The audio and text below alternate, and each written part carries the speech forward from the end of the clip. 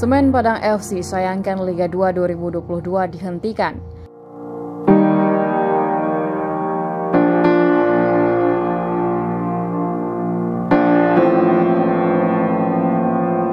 Rapat Komite Eksekutif Exco PSSI resmi memutuskan untuk menghentikan kelanjutan kompetisi Liga 2 musim 2022-2023. Kepastian itu diambil seusai rapat Exco PSSI yang berlangsung di kantor PSSI GBK Arena, Kamis 20 Januari 2023. Menanggapi pemberhentian Liga 2 2023 ini, CEO Semen Padang FC Win Bernardino menyebutkan kecewa dengan putusan rapat tersebut.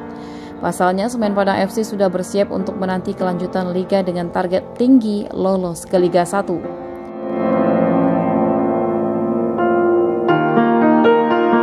Win menambahkan, dalam pertemuan owner klub dengan PSSI dan LIP beberapa waktu lalu memang ada dibahas berbagai usulan tentang masa depan Liga. Tapi sayangnya belum bisa menghasilkan keputusan bersama. Hanya satu kesepakatan yang diambil, yaitu melakukan pengecekan kelayakan stadion atau risk assessment.